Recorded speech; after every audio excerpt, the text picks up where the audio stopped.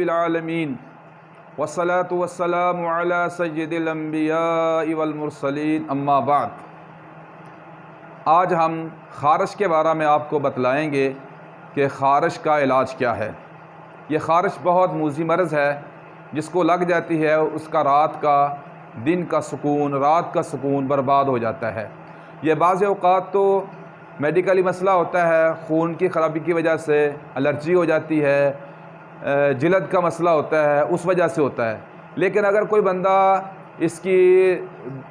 इसका इलाज मेडिकल करवा के थक गया हो, इलाज ना होता हो, तो फिर ये ख़ारिश जो है ये नज़र बद की वजह से भी हो सकती है और जादू की वजह से भी ये ख़ारिश हो जाती है।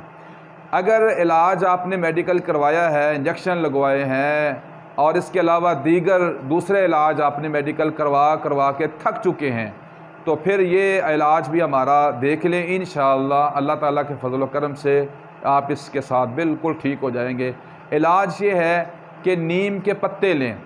नीम का जो दरख्त है, नीम के पत्ते, उसको पत्ते उतार लें। इतने पत्ते हो जाएं, तकरीबन किलो 1.5 किलो पत्ते आप उतार लें। नीम के 1.5 किलो तकरीबन पत्ते हों, उसको किसी बड़े बर्तन में डाल लें, देगची में या किसी और बर्तन में डाल लें और डाल के फिर आप ऐसे करें, उसके अंदर पानी डाल लें। पानी भी उसके अंदर डाल लें, देगची के अंदर, और पत्ते भी डाल लें। उस पानी के ऊपर और पत्तों के ऊपर आपने सूरतुल फातिहा को 41 बार पढ़ना है। 41 बार सूरतुल फातिहा पढ़ के आपने दम करना है उस पत्तों पर, और नीम के पत्ते और पानी के ऊपर आपने दम कर देना है। जब आप दम कर लें, फारुग हो जाएं, फिर उसी देगची को आप सिलेंडर पे रख दें, चूल्हे पे रख दें। उसको 10 से 12 उबाले आ जाए, जोश आ जाए, खूब उसको पकने दें पानी। जब 10 से 12 उबाले उसको आ जाएंगे, नीचे उतार लें। जब वो बिल्कुल ठंडा ना हो, इतना पानी हो कि बंदा बर्दाश्त कर सकता है अपने आप को कि ये बंदा मेरे जिस्म पे, ये पानी मेरे जिस्म पे लगे तो इससे नुकसान नहीं होगा, तो थोड़ा सा नीम गर्म पानी रहने दें। उस पानी के साथ उस पानी को उसके जिस्म पे डालें, यानी वो अपने वाशरूम में ले जाए, नहाने वाली जगह पे ले जाए, तो उस पानी के साथ अपने पूरे जिस्म पर वो पानी डाले, कपड़े उतार ले, पूरे जिस्म पर जैसे नहाते हैं, गुस्ल करते हैं, ये सार चेहरा बचाए, बाकी पूरे जिस्म पे वो पानी जो है ना वो लगाए। अगर किसी जगह में ज़ख़म बन गए हैं, छाले बन गए हैं, ज़ख़म बन गए हैं, तो फिर थोड़ी सी रुई ले लें, काटन ले लें। उस काटन के साथ वो पानी के अंदर भिगो के उस काटन के साथ उस ज़ख़म को साफ़ करें, पानी के साथ साफ़ करें, तो बाकी पूरे जिस्म के ऊपर वो पानी डाल लें। और उसके बाद आपने दूसरा पानी के साथ नहाना नहीं है, ना ही कोई साबुन वगैरह इस्तेमाल करना है। उसी तरह जिस्म खुश्क होने के बाद कपड़े पहन लें।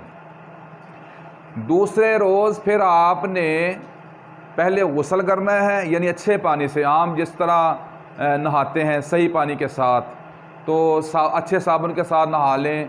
नहाने के बाद अपना जिस्म खुश्क कर लें। आधे घंटे के बाद फिर आपने यही वाला अमल करना है जो पहले मैंने आपको बताया। नीम के पत्ते, हर रोज़ नए पत्ते लेने हैं, नई पढ़ाई करनी है।